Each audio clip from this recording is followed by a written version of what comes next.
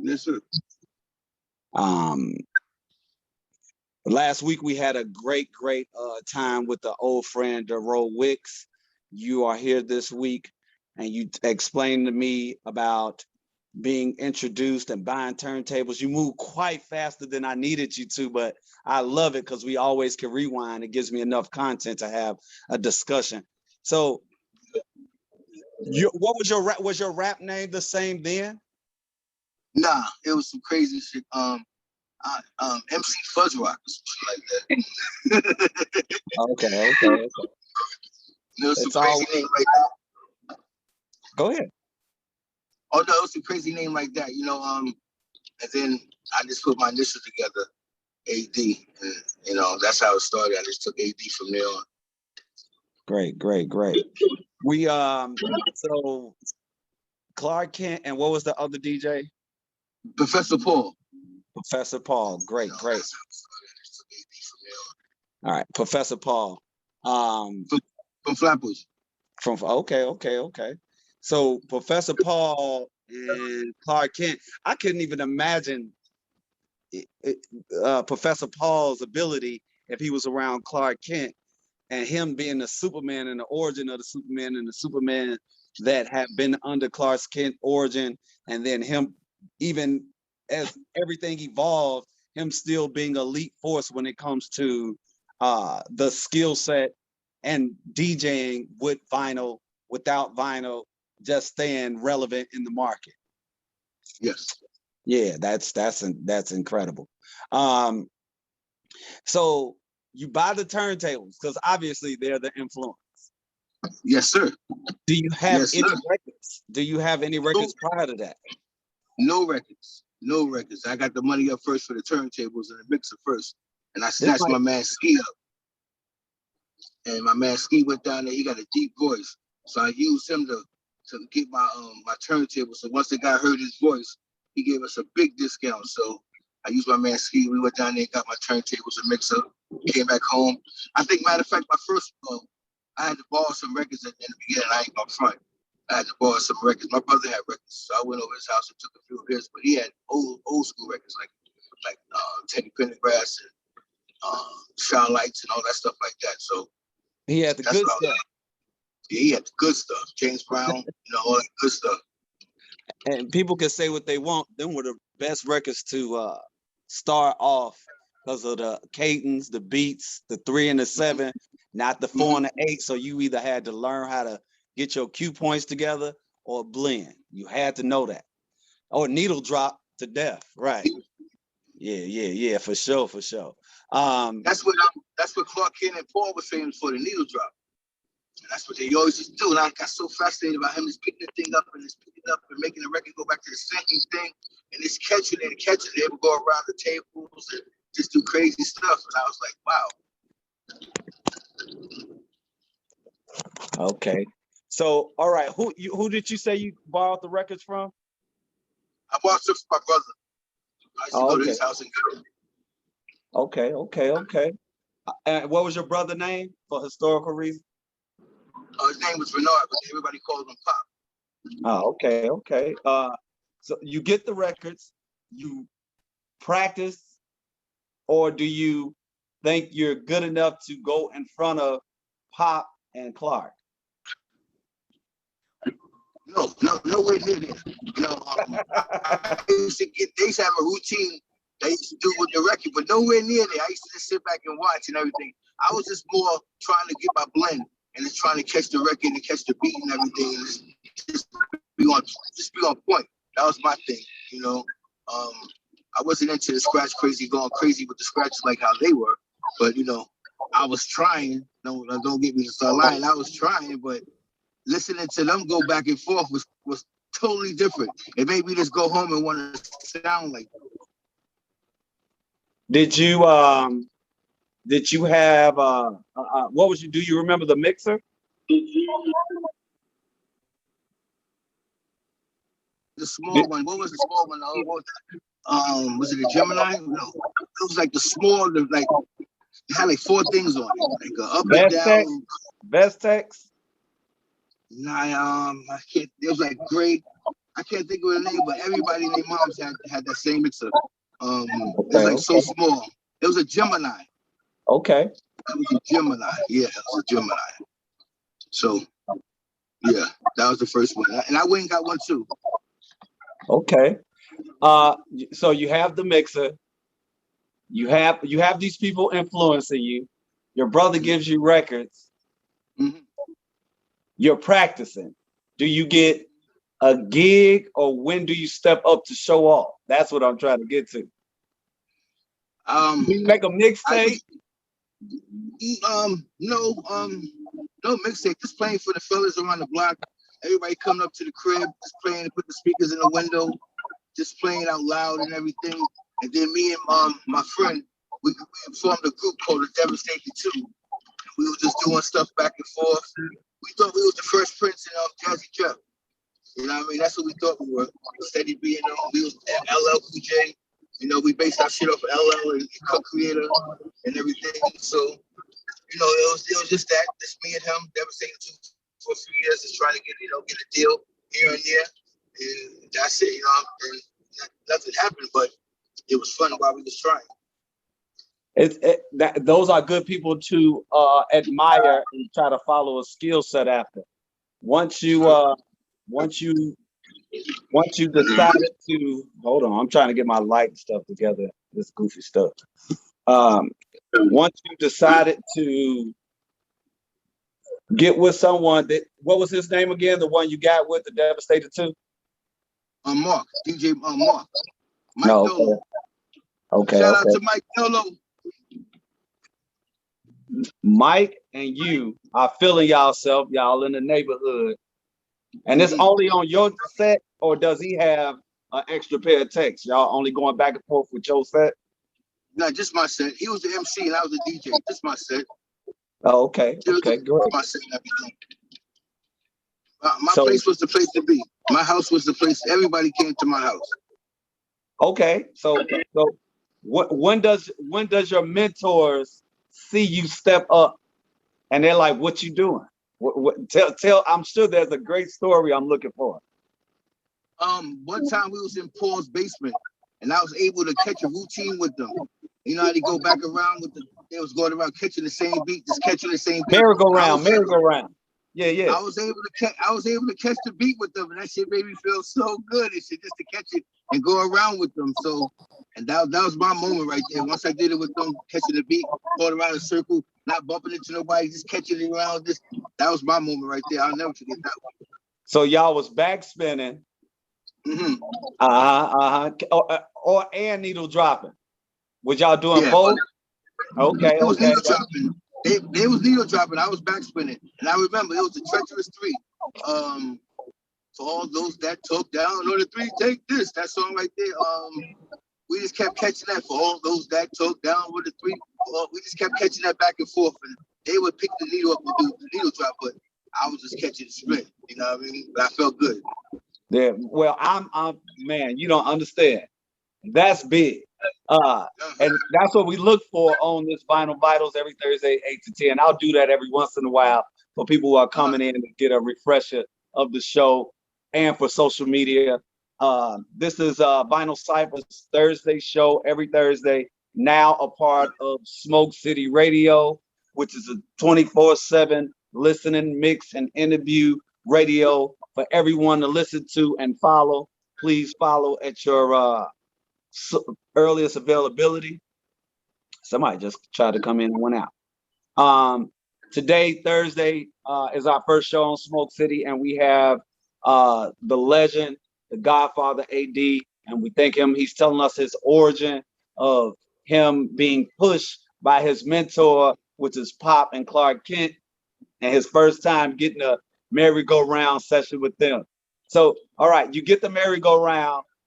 Does someone say, all right, let's do a party? What was your first gig? Like, give me that. Was it a paid gig? It didn't have to be a paid gig, but when did you ever feel like you were playing for people and you were comfortable playing for you to have a set of your own? Well, just in the hood. Well, just in the, the neighborhood, just doing parties like that. My boy Trax, he used to play parties all the time, and I used to try and, you know, come on and get on for like a few minutes here and there, and then drop something. I really wasn't into the DJing at parties and everything. I would go by and get on for a few seconds and everything. You know what I mean? I was like a person who studied everything, who wanted to make sure everything was good and everything. I had other plans. I wanted to be like a once I saw like Jay and everybody, yeah, Mr. Jay and everybody, that's what I wanted to do. I wanted to be a DJ like that. I didn't want to do the party scene too much. But I did do it because the records, carrying on records, I had like around 20 crates of records. So, you know, I had like 20 crates. In order to do a party, you got to carry those records. So I always carry records for pulling them at this party. So I wasn't really into the party scene, but when I did do it, I did get down. I did, you know, I did do my thing. Well, I think the question is more to ask, not just for parties. When were you selected to help somebody with their show set? Oh, tell us your first time carrying crates. Oh, okay. My first real thing was how I started with the DJing thing. Was my friend Shakim. He managed Latifah. He managed Queen Latifah, and at that time, 45 King was a DJ, but he didn't like traveling. He didn't like flying. So they had a show somewhere. I'm not too sure. I think in North Carolina. And he didn't want to fly. So Shakim called me and asked me, did I want to go? I didn't know nothing from nothing. I didn't know what to do or nothing. So I was like, hell yeah. So I just went. And so that was like my real first time like going someplace and doing a show. It was with Latifah. That was my first time doing anything big was with Latifah. And everything happens for a reason. I bet you at that point you never wanted to stop. Never wanted to stop. I'm so sure. So you're carrying crates. This is the same time you know Pop and Clark Kent? Yeah, same time, Same okay. time. What year was this? What year, may I ask? Like 90, let's see, maybe like 91. Okay, like okay. No, I'll take that back. Like 80, I'm sorry, like 80, 89. Like 89. Okay. Yeah, like 89. Yeah, I got my tables at 89. Okay.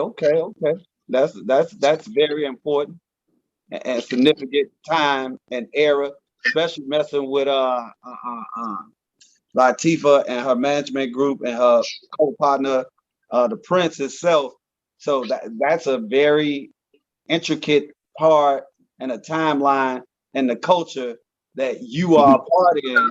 And to even think like that's what influenced you, just being facilitating. You understand? Not trying to be the front guy. And that matters, especially in the DJ occupation part of the culture. You know what I'm saying? Yes, and a lot of it doesn't have to be about partying. But my biggest question, your brother gives you these records. What records, once you had to go on tour, were you pulling? Like, name some of the heat you had to help pull. Because back then, the crate carrier also pulled records. Yeah. I had a bunch of break records. Like I made sure I kept break records. Like Funky Drummer, Big Beat, Apache, anything somebody could freestyle to. I made sure I kept it. You know what I mean? Loose Ends, like all the old school James Brown. Like I kept all the beats that had beats that everybody made beats with. Back after the fact that I had them, and everybody come out with beats with them. You know, I just made sure I kept a selection of like songs that you could get down with. Okay. But I had my friends that helped me carry the crates though. You know, my friends definitely wanted to go to every party, every show. That's how they got in. That's how you get in. You carry these crates, you get into the show. Because nobody's going to ask you nothing. You just took that from me. I was just going to ask you. They only did it to get in the party. Of course. And I didn't mind. Of course, you know. As long as they met me after the party to help me go home. Right. Don't you know, get flat and drunk. Right. You're gonna So this career led you to being, what's the largest audience can you remember or recall or share with us you know, you being a part of as either a facilitator or as a DJ? Because you've been through so many. How about give us both sides in the beginning and seeing the audience, if it was 10 people and excited, and the biggest where you were like, we here. Right. It was a show in Tennessee with Latifah, and I think it was over 50. I say over 50, maybe 50, something like that. Overseas shows, when was the stadium, stuff like that. That's like a good 60, 70. And I'm always the first one out. So I get to look over everything, and I'm like, wow, you know, just looking at everybody look at me, you know, before she come on. So, and I used to do a little set before she come on, play some music and everything to get the crowd warmed up, just to see how the crowd was and everything. Right, especially in Tennessee. Right, and I got a story about my worst show. We did a show at the Apollo of all places. We did a show at the Apollo, and I was in the middle of the show, and my needle broke. So I was like, oh, this never happened. Like, I never thought about this. So I said, let me go off the other turntable. And you know, that needle broke. That needle broke, so I had no needles. So all of a sudden, I hear, and I turn around and scratch. DJ Scratch is on the side of me, holding two needles. He's like, yo, here, come get my needles, yo, because he seen what happened. Because before that, they had to close the curtains. They was throwing pennies at me at the Apollo. So they started throwing pennies and everything at my turntable. Because, you know, no music. And it was just in the middle of a song, and they just stopped. And you know how the Apollo was. You know, they wasn't playing that. So they started throwing pennies, and my boy Scratch, thank God, he had two needles for me.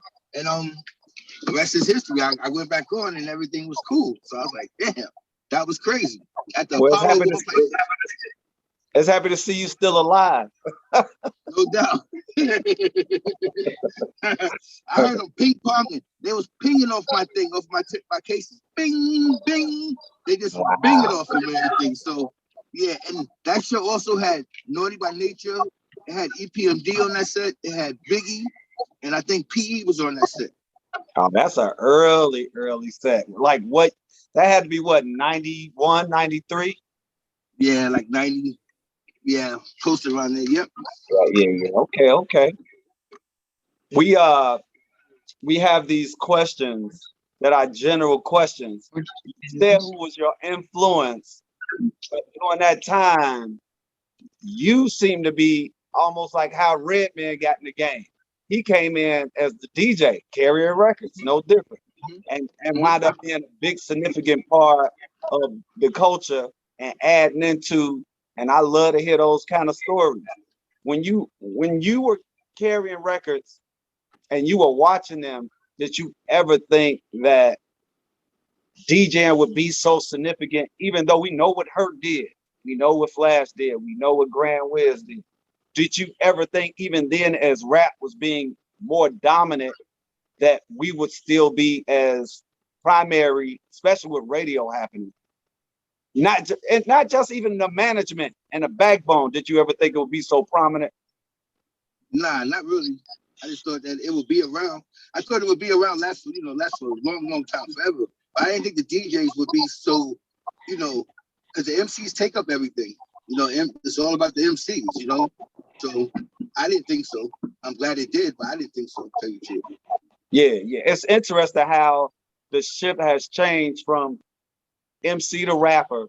The rap has went so industry, and then the DJ is coming back, resurfacing as the culture provider. And it's you know, from Jazzy Jeff doing DJ City to technology evolving to vinyl increasing its value and collectors starting to collect for purpose of resale, flipping, or to get their collection together or start battling again. I heard they trying to bring DMC back. Have you ever had a DMC moment? Because you said you were with Clark and them. No, I had a.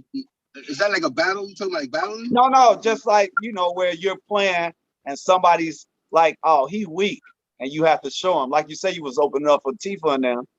Oh, nah, not really. Not. No, I never. Nobody never said nothing like that to me. You always.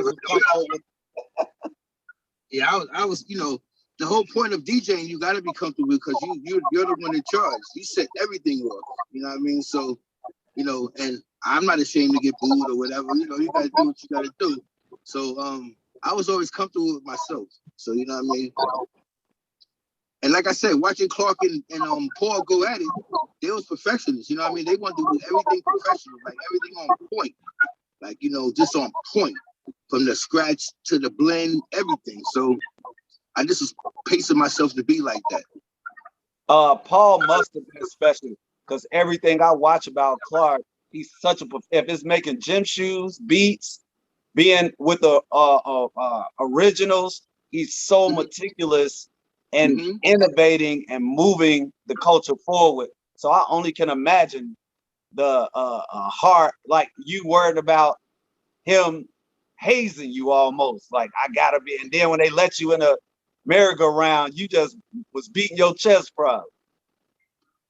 Like that, real like that. I just wanted to perfect their craft, you know, just to perfect it and everything. And to tell you the truth, Clark would come to Paul's house.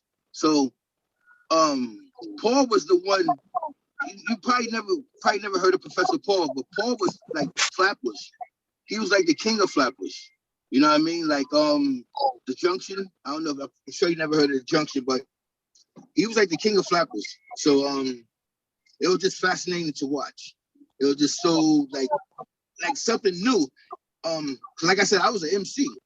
So when I went to the crib, my mentality was DJing. So the MC part just completely left. Of course, my boys was MC and all that other stuff. So I just wanted to, you know, get that DJ on. So I just wanted to perfect the craft though. When it comes to the culture, and you say you immediately just sort of placed yourself in the rapping and then becoming a fixture that you were DJing for showcases and the rapping and for legends at this point, which you then became a legend yourself. Did you think that the other parts of the culture, you know, beatboxing, being as strong of an advocate as a PE or breaking was going to still be as relevant also? Yeah, I thought so, especially the beatbox. I thought so. Because that was very important. So if you had no DJ, you had somebody who moved their mouth to make noise, you good. You know what I mean? So the beatbox is definitely important in everything. Yeah. Hey, I want to tell you one more thing. I know this ain't crazy though, but I used to have another record person who used to help me carry my records was Tupac. Oh, I've heard it almost needs to be a tree of branches about Tupac carrying records. It's like it was, you know, it's almost like the story that people say when they read about when people who this isn't a big religious thing I'm gonna say, but they said there's no strong story about Jesus before he was in his 30s. It was like it's Tupac with his mother, he disappears and out in the world, and then all of a sudden here comes Thug Life.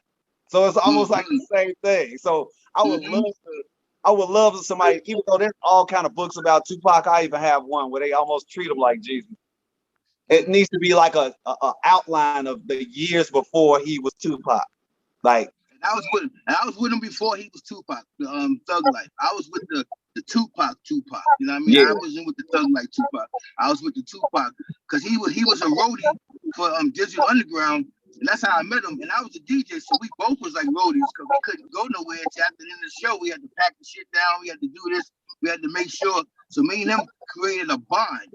Like we made sure we didn't leave each other after the shows and everything. He helped me carry my shit. I helped him carry his shit, and then boom. We just go on from there, but yeah, he was with me every night. We was on tour with Digital for like 3 years because they was on the same record label. Tommy, right. Yeah, so we was on the road with them doing every type of show. So, and he was like, just like I said, this is before all the DATs and all the other machines came out. It's a straight vinyl, like, you know, straight vinyl. Like I said, needle skipping and all that stuff. So he was with me. I'm changing my stylist head on my costume today before I took a nap after work and changed it. Well, this computer setup is sitting on my deck right now. I put the case on, and the records is my background. So I always ask this very significant question, and it's probably going to be very interesting with you. Everybody has an L and a W story, a win and a lose story. Your win, obviously, is just being around Clark Kent and them and your brother having records. But obviously, I would like to hear a huger win story.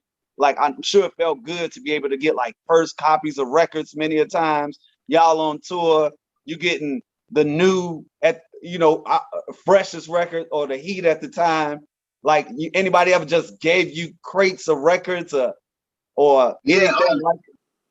I used to be able to go to every record label and get whatever I want. When they have vinyl, I used to go up to any record label and just see the A&R and just get whatever record I wanted. Whatever was out, they give it to me. So that was my thing. I was able to go get any record I want, how many I wanted, whatever I wanted, and just go get it. When was this? I lived in the 80s, like late 80s, 90s. Yeah, okay. Just go up to record labels, like Def Jam. Who else? I used to say Island. I stayed at Island. Who else? Chris Lighty's people.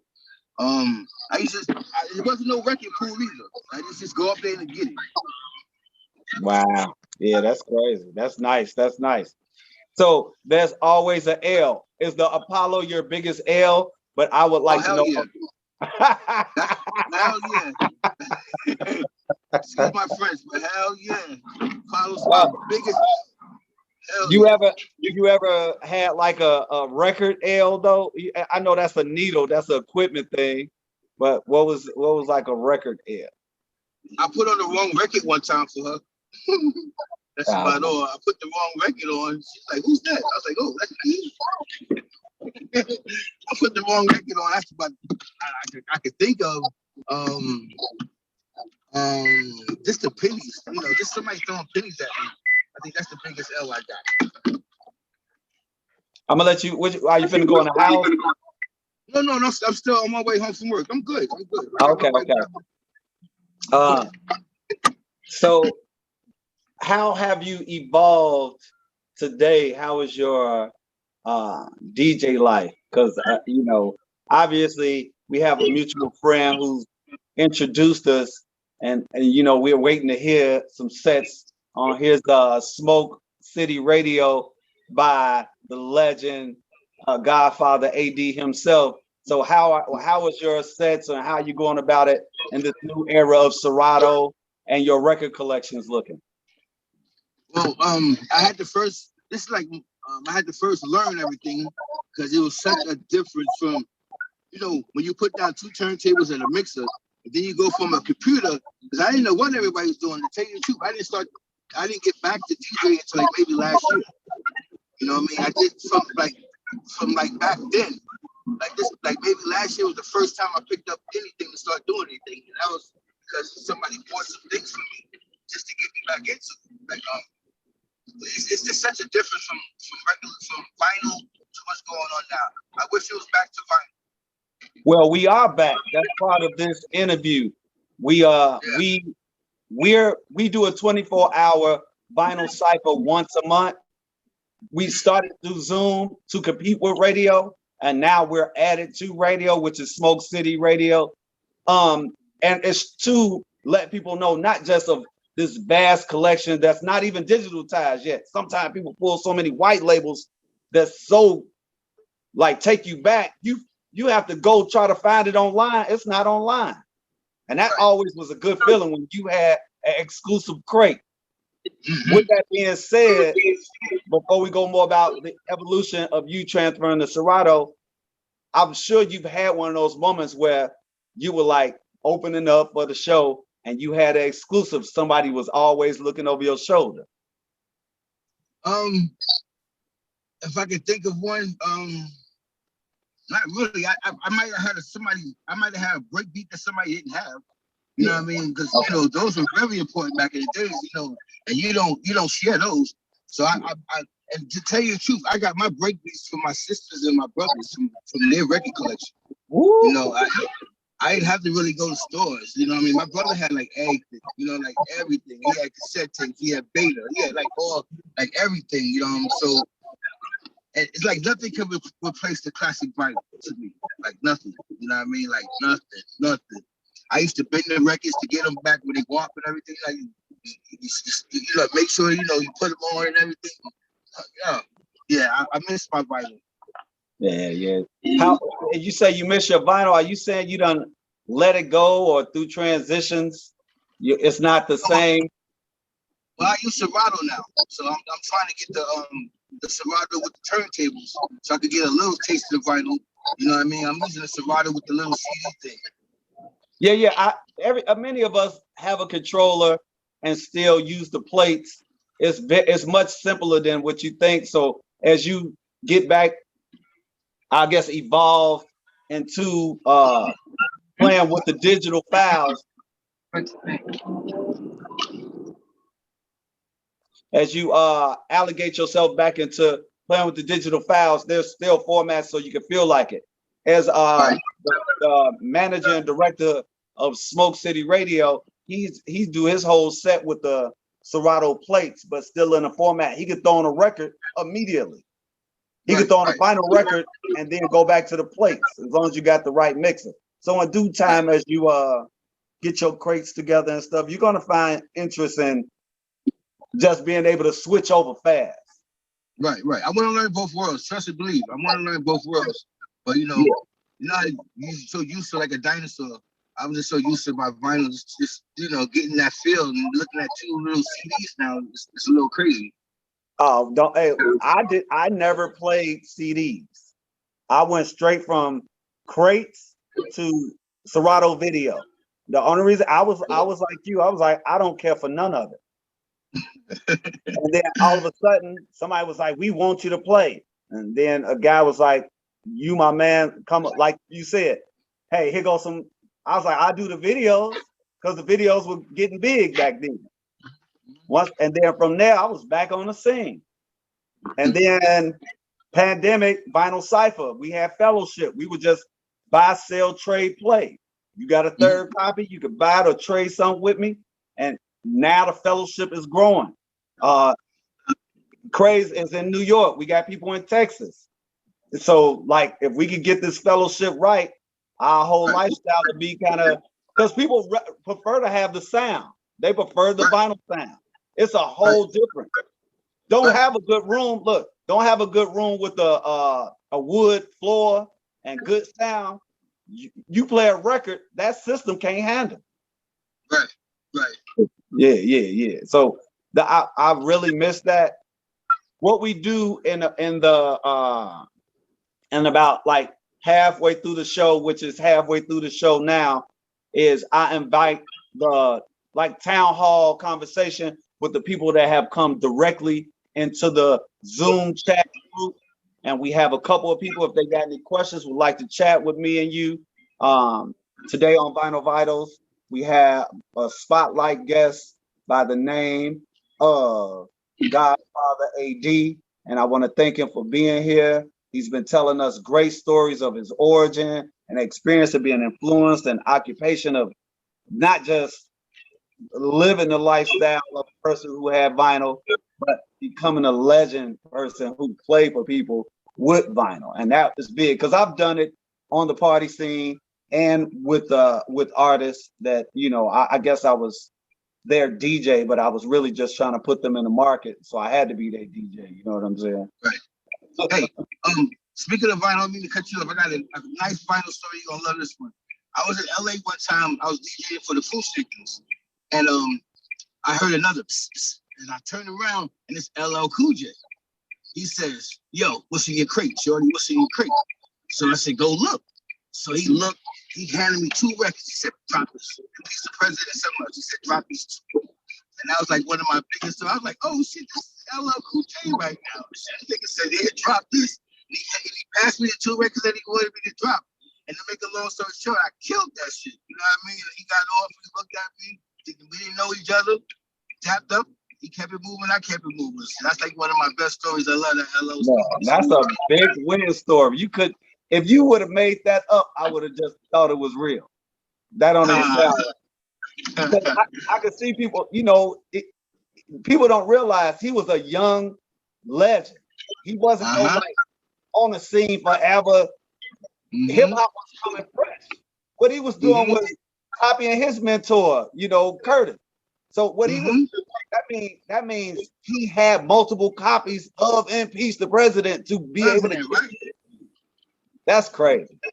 Right. He had the Kango on. So I was like, you know, he never took the Kango off. I was looking at the Kango. I was like, oh, he really got this Kango on. Like, he always kept that Kango on. I was like, oh, shit, this guy really got this Kango on shit right now. He had the sweatsuit, the whole shebang. You know what I mean? Just standing there. He's like, what's in the crate, shorty? There you go, right there. But yeah, that's my story right there. I'll never forget that story. That was a beautiful story.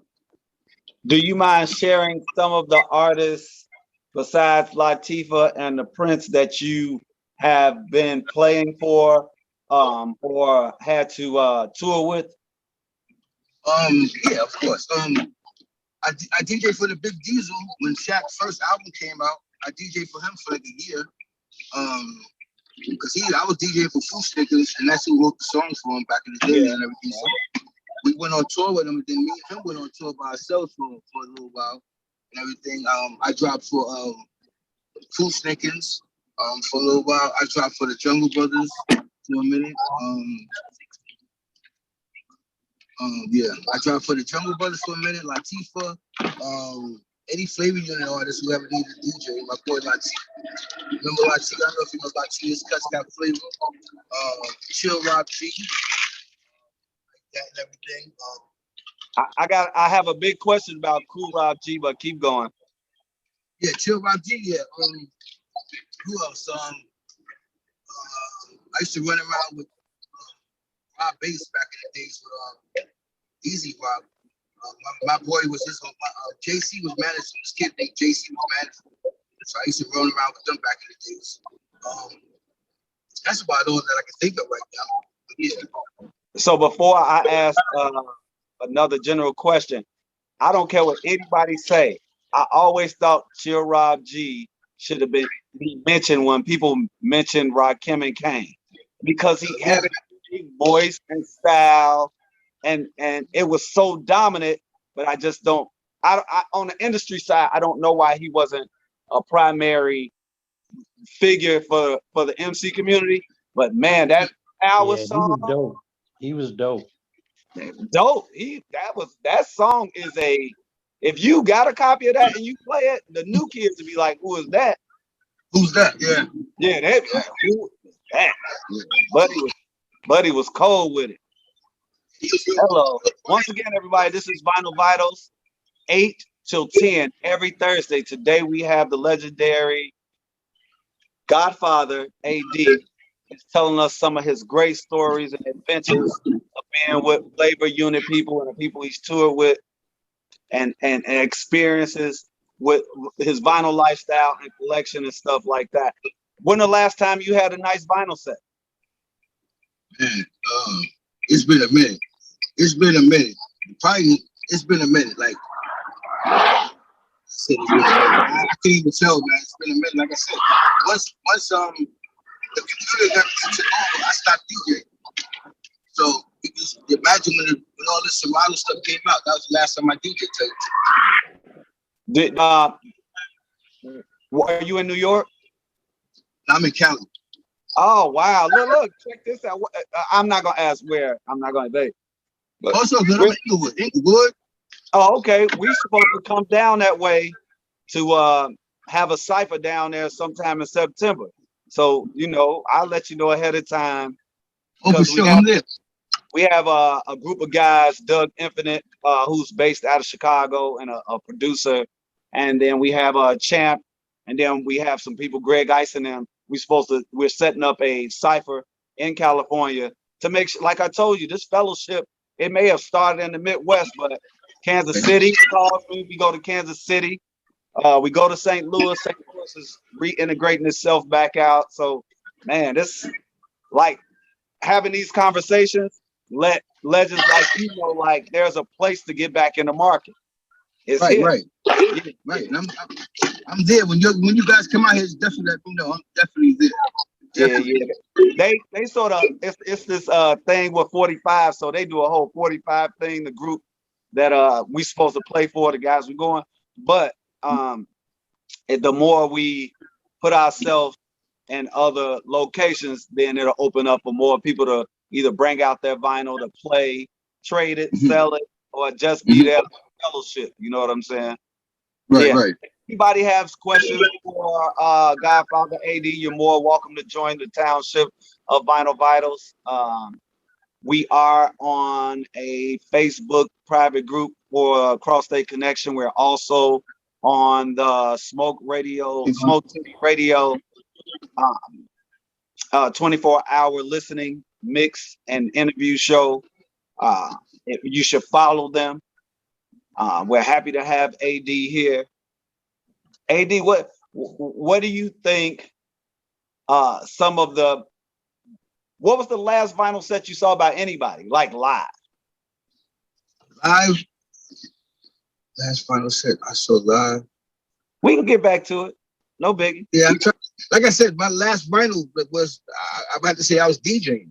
And no, I mean by someone else. But so who are some of the people you admire that you know is active? Everybody says Jazzy Jeff, but like, and obviously Clark Kent, so don't say that one. Is there any young people you know that have played vinyl that you could admire? Scratch. Oh yeah, okay. Yeah, he's the ultimate. He used to make them ladies dance. He used to make them that vinyl dance and everything. So Scratch, he's like the ultimate. Even Clark, tell you the truth, man. Scratch used to do shit that you'd be like, wow. And he learned from Clark.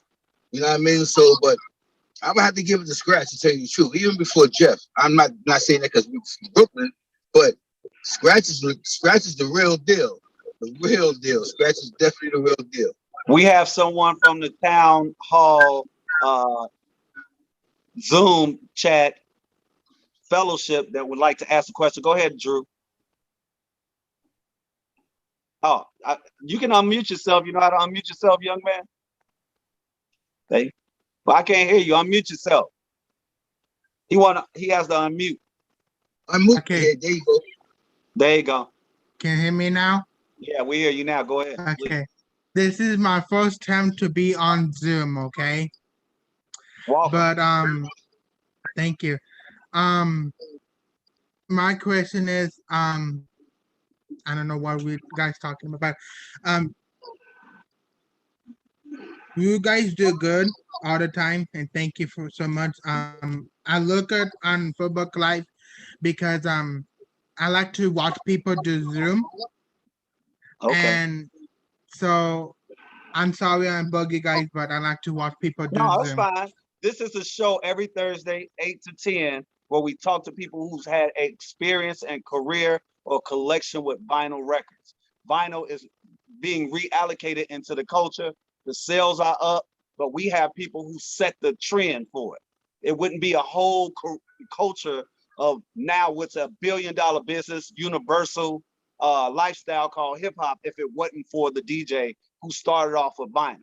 Big ups to Herc, a founder, not knowing what he was offering us from his Caribbean culture.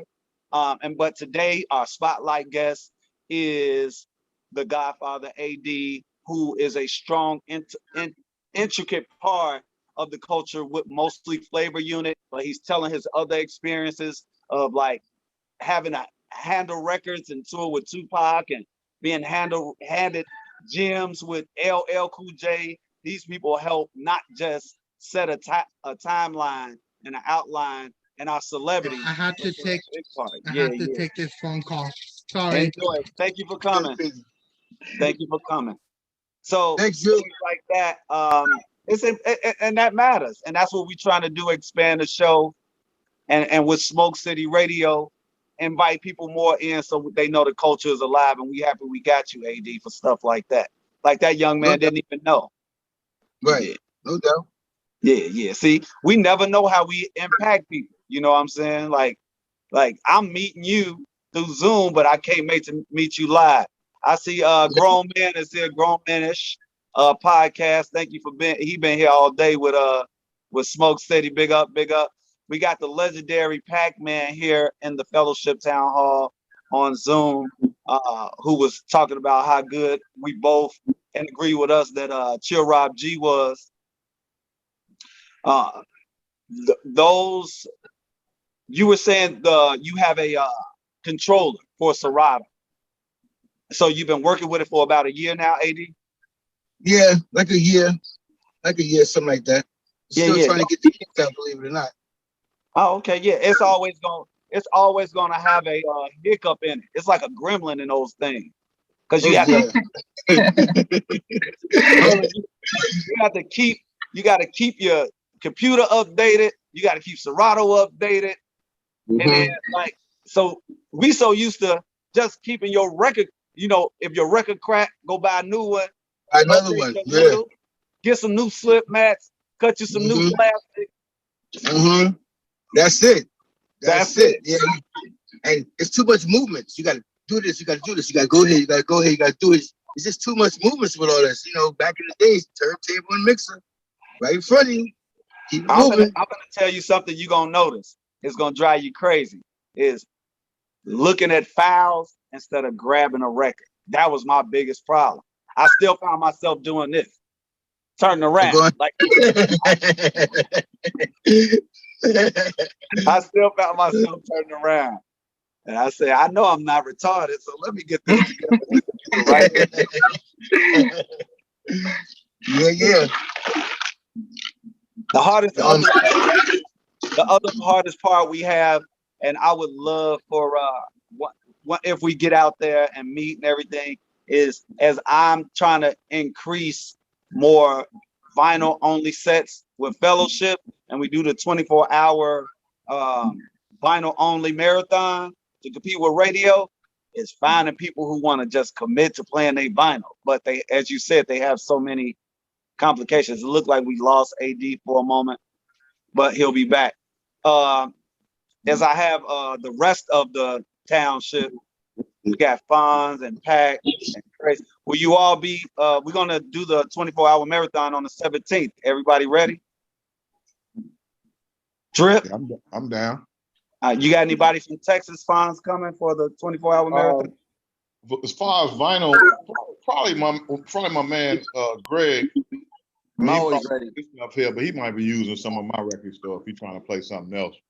No, that's good. Let's try to make it happen. I just want to try to get back to strictly playing vinyl only, but we'll know.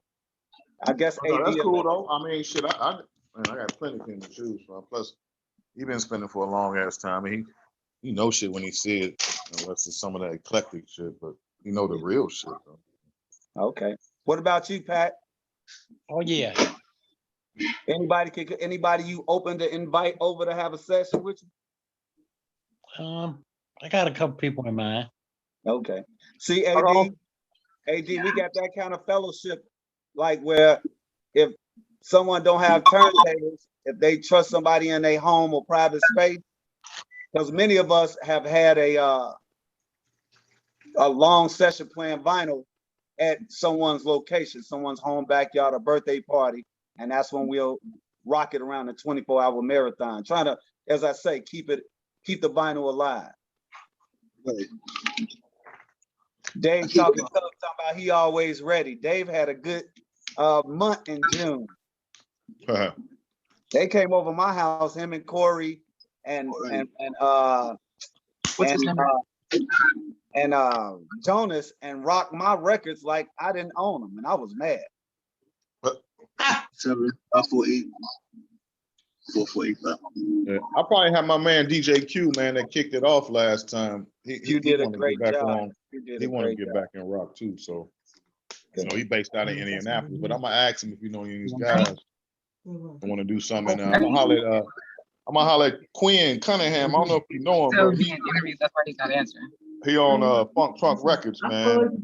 Everything okay? He down in Kentucky though. I mean, he got a gang of vinyl. Let me see if he wants to get Yeah, to.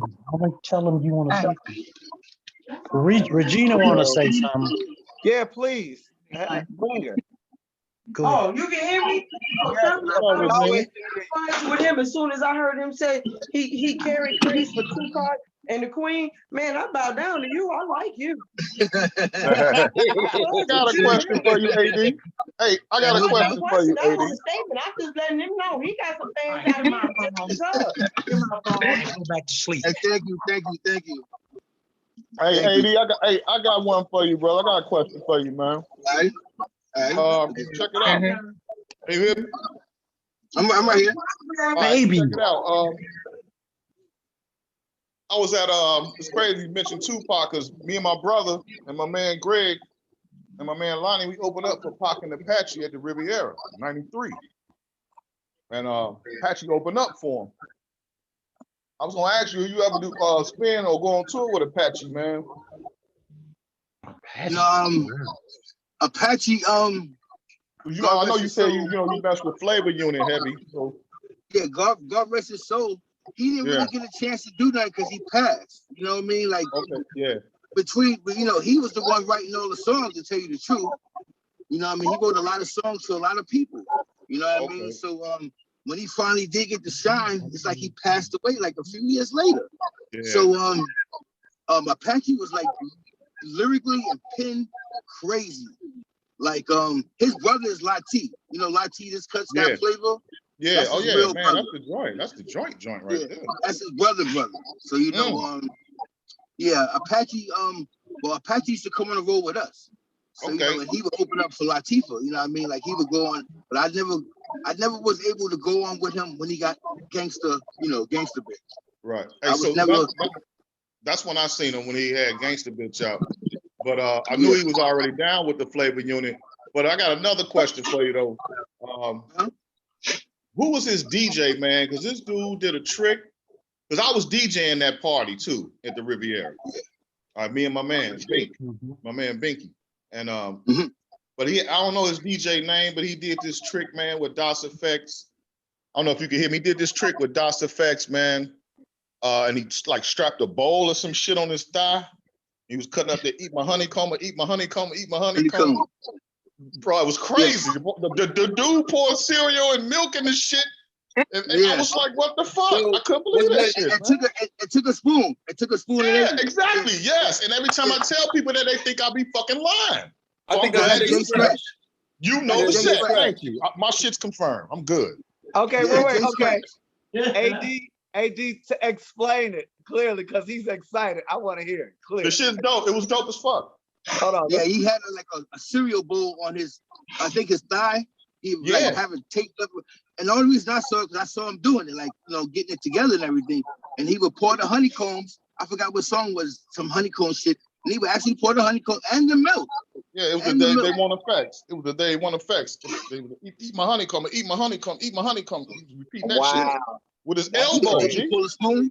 Yeah, did he pull a spoon out? Yeah, pull a spoon out. Man, look, I'm spinning on the balcony part, it's up high, so I'm watching all this shit like from a down view.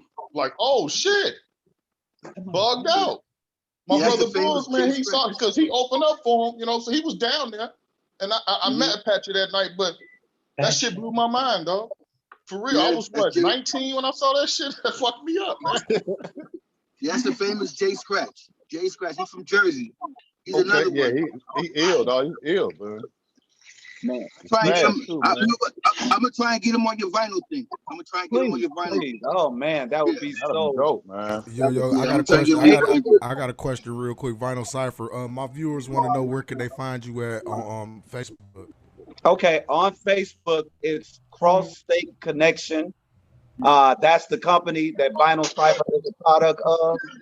Or if they want to listen to it live, if they want to join in on the questioning, they can go to the Zoom and find information and Vinyl Cypher. Okay. And Cross State Connection. I'm sorry, Cross State Connection. Event services. Or if they want to listen to it live, if they want to join in on the question. Somebody got their radio on. Yeah. I know who it is, but they'll take care of it in a minute. So AD, even though you're the spotlight and we have questions about so many people, I have to ask your experience with the great Freddie Fox and Bumpy Nux since they asked about Apache. Bumpy Nux, I didn't really interact too much with him, but he was he's another lyrical fool. He was nice on the mic and everything. He did that song with Naughty. Hot Potato. Yeah. Hot Potato. Yeah, Hot Potato with Naughty. Yeah, he was nice. He just, Bumpy Knuckles was nice. He just was nice. I didn't really I just saw him when I saw him out there, you know what I mean? I didn't really like connect with him like that, you know what I mean? He was, like you said, he was Apache's boy and everything, you know what I mean, with Trench and him. So when I saw him in the studio, it is what it is, but he was nice. He was lyrically nice. So it also seems like you had a lot of experience as the Superman organization was being built by Clark Kent. Do you remember any of the people that wind up being selected to be a Superman? My boy Giss, who used to DJ for 50. He's a Superman, I think. Who else? Just that I know of Giss. I don't know if you'll know him. A few hood dudes that didn't really do nothing. Just DJ, you know what I mean? Clark got a whole. We have two in Chicago in the Midwest that we know personally. Okay. Tommy Nemble, who we interviewed early in June, who owns a record store now and had a big label, and now reprinting records. He's reprinting records. And then he brought somebody in who was smart, full of flavor. They all come from the suburb of Chicago, but they are good DJs. One's an artist, producer, DJ, that's Tommy Nemble with the label. And then the other one's a party DJ, still on Party on Yachts and all of that, stuff like that. But yeah, please share some of the names because making that organization. Check your mic, Sunil. Okay, all right. Him doing that organization is before DMC, correct? Clark Kent doing the Superman organization is before. Yeah, way before that. Yeah. You said I was waiting before DMC? DMC. Yeah, DMC. Yeah, that was before that. I'll check my mic right now. Give me a minute. Hey. You all have some questions.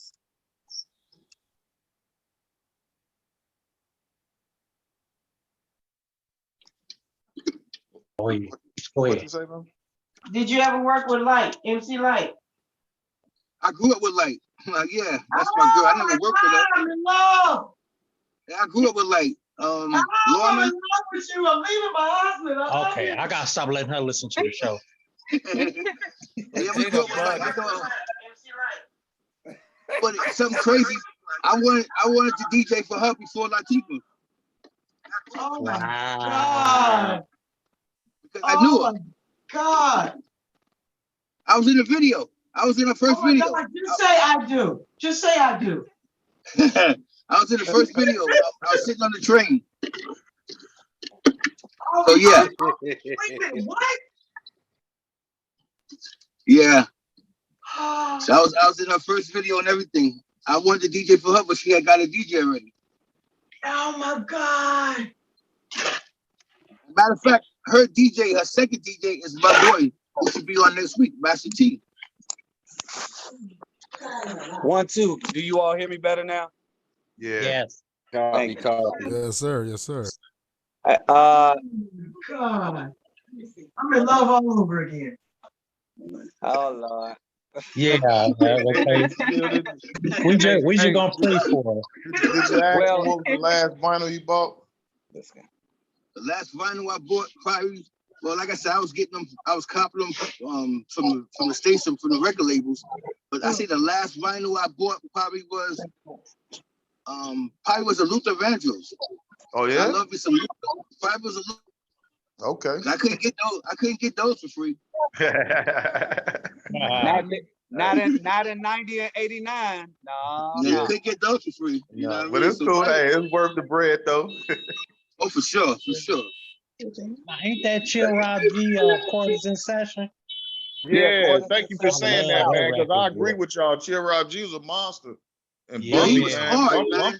Bumpy still be killing them, man. I'll be Yeah, still even with playing that that album power. he did with Knots, man. I'll be banging that shit, man. So here's my other questions. AD, could you give me 5 records, even though LL passed you and Peace to Presidents and you know your breaks? Could you share 5 records a DJ must have in his record collection?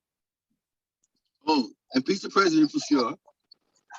Any James Brown, some James. You gotta have some James in there. Definitely agree.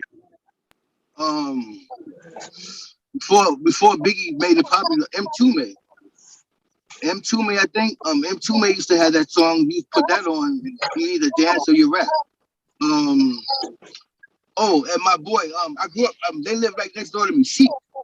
Remember Sheik from Bernard Good Edwards time. lived right next door to me. He lived right next door to me. Him and my brother were like besties. He used to Now, always be banging Roger? on this. Now, Now, No, Roger? Bernard Edwards, the one who Oh, the passed. bass player, Bernard the Edwards. bass player. Yeah, the bass player. Yeah. Oh wow, I grew up wow. right next to him in Ocean Avenue. Hey, so what's his son name? His son produced records, don't he? I don't know if it's son dude, but I Yeah, don't know. yeah, his son. I know. I heard his son produces records. He should. Well, He should. yeah, You know what I mean? yeah. He Wow, better. that's crazy, man. That dude is an incredible bass player, man. Right next door. Right next door. Incredible bass player. Man. Wow.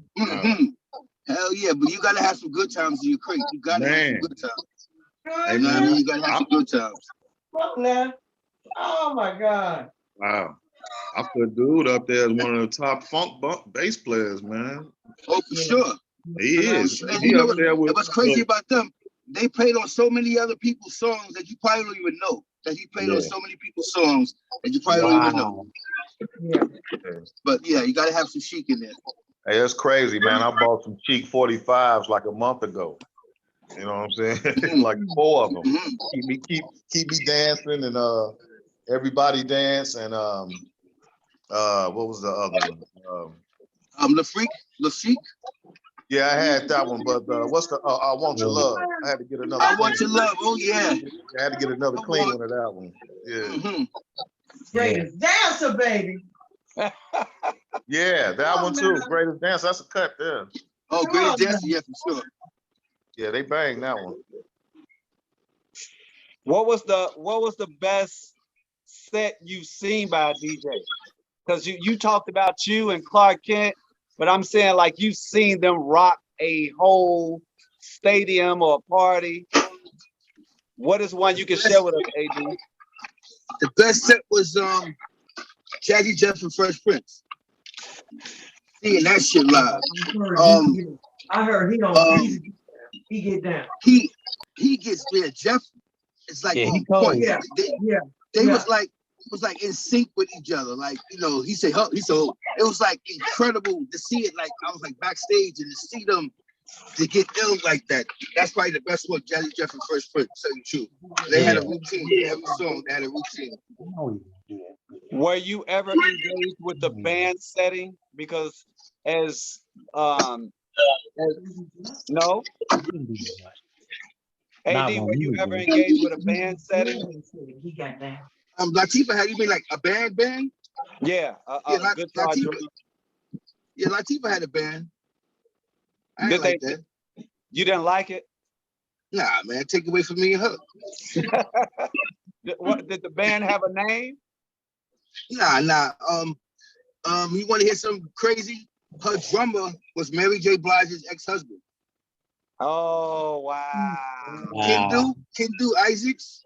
He was the drummer. Look at you, exclusive.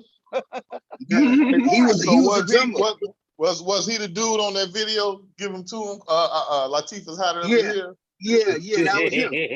That's crazy. He had dreads. He had braids then. That explains why, without talking about the greatest, Mary, that explains why she probably was so comfortable. You know what I'm saying? Because it's history there. Man, that's crazy. Exclusive. Yeah. Thank you for the exclusive, AD. Besides the LL, you and Fonz just exposed the exclusive that people probably haven't noticed. I got one more for you. You know Omar Epps? Yeah. He sang with us. Straight up.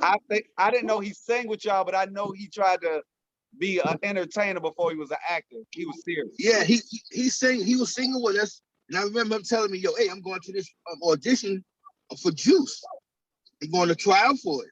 I was like, "Word." And after that audition, we didn't see Omar no more. But he's married to the girl from Total, correct? From Total, yeah, he's married from the girl from Total. Mm-hmm. Oh my ex. Yeah, but he was singing with us, going on the road and everything. Yeah. Wow, that's crazy. Wow. Wow. Can y'all still hear me? Yeah. Someone just tried to call in the middle of the show. That drives me nuts. Hey, let me tell you about a cold, like a cut. I don't want to forget this. I said I was gonna tell you this. Clark Kent and Professor Paul, they used to cut with their sneakers. They would take their sneakers off and start going crazy. So that right there caught me too, as far as being able to take your sneakers off and catch songs. And they was catching them like they had like their regular hands. You said Clark Kent and who else? Professor Paul. Oh, straight up? He was a DJ from Brooklyn. And they would take their sneakers off and start getting crazy, start getting busy with it. I was like, wow. That's crazy. Look like their hand. Never saw that before. I still never saw that. To this day, I never saw nobody get down with their sneakers. And I'm talking about scratching with their sneakers, like a regular scratch. Like, wow. That's crazy. Who was the first person you saw do that? Clark Kent, Professor Paul. So you Clark Kent, Professor Paul. You trying to say Jay told him do it, and if Jay was like, "I'm adding this to the show." Mm-hmm. Hey, fine. Yeah. AD, I'm finna take this off of social media. Also, our young visitor from into Zoom would like to say something in the end. AD, we're gonna have a private talk. So after a while, everybody, this show is every Thursday, 8 till 10. At the end of the show, we get into a very exclusive conversation or a mix. Because we're not going to do a vinyl mix, we're going to have a Zoom exclusive conversation with AD. If you're able to find the information on social media, which is Cross State Connection and event services, or on Instagram to get the Zoom password and location. What was that? That's the only way. We're going to take it off social media. So we thank everybody who's joined us on Facebook or made comments or watched. This is every Thursday, 8 till 10, Vinyl Vitals. Now exclusively played on Smoke City Radio. Yes, sir.